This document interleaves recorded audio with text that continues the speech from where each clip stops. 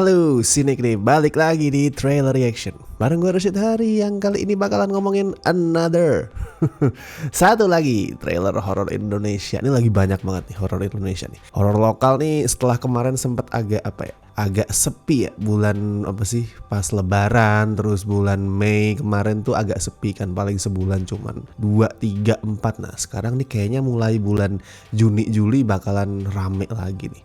Banyak kemarin trailer horor lokal yang rilis kayak Pengantin Iblis, Lembayungnya Mbak Im Wong ya, kemudian Sengkolo, Malam Satu Suro yang kemarin juga sempat kita bahas juga ya di live stream. Banyak banget trailer horor yang rilis, tapi akhirnya gue pilih yang ini nih yang bakalan gue react kali ini karena katanya paling banyak di request. Katanya Arya tuh paling banyak yang minta gue bahas trailer ini ya. Itu trailer untuk Pusaka bikinannya Rizal Mantovani yang bakal tayang di bioskop tanggal 18 Juli alias masih 1 bulan lagi, 1 bulan lebih lah Rizal Mantovani ya. Gue udah berkali-kali ngomong kenapa kalau misalkan ada proyek dia gue kadang agak-agak pesimis gitu, termasuk di trailer reaction jurnal Riza kemarin gue sempet ya udah ngebahas soal Rizal lah, jadi nggak perlu gue bahas lebih lanjut. Cuman di sini yang bikin gue agak menunggu nih karena yang nulis skrip adalah Hussein M. Atmojo.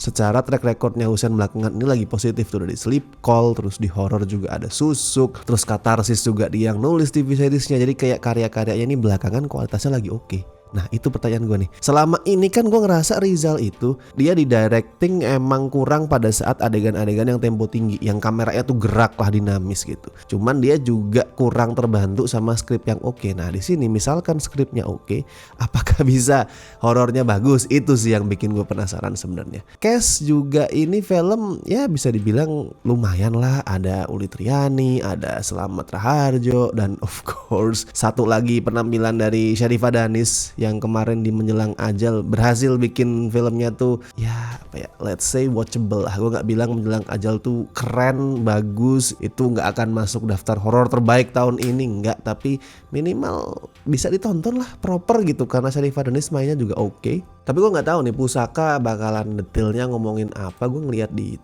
YouTube-nya juga sinopsisnya nggak terlalu jelas sih, cuman tulisannya adab telah dilanggar, kutukan Pusaka terlepas, nyawa harus dikorbankan. Ini cuman kayak premis doang gitu. Gue nggak tahu ini Pusaka, tapi kan paling yang ngomongin ya benda pusaka ya, kayak mungkin keris gitu.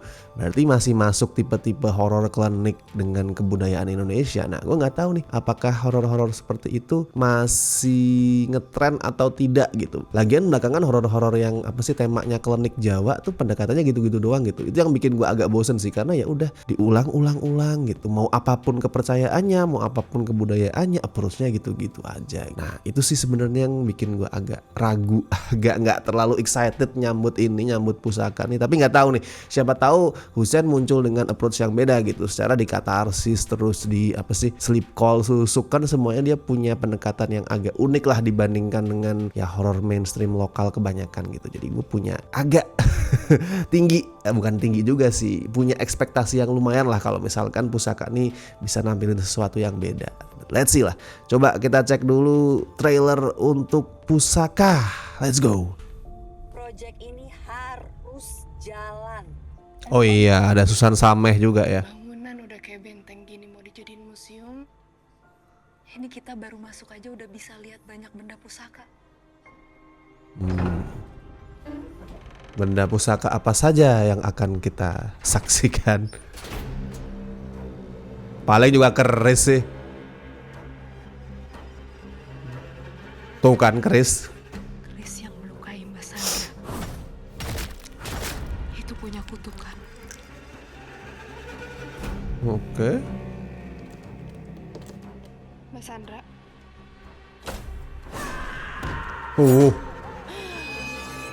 Wait. Akan hilang akal. Haus darah. Anjing brutal juga ya. Anjir. Kita bakal mati ya. Evil Dead gak sih?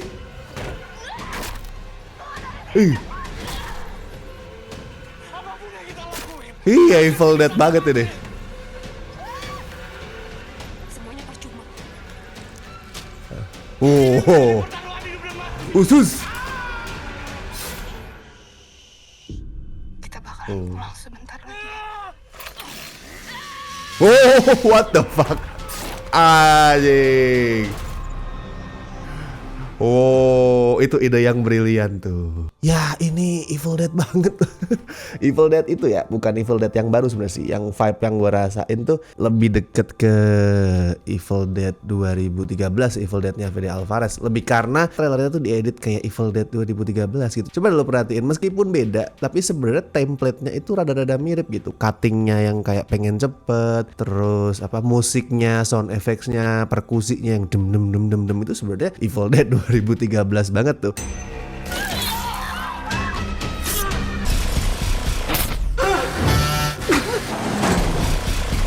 Cuman agak temponya diubah, terus ya suaranya diganti, template-nya nggak sama persis tapi mirip.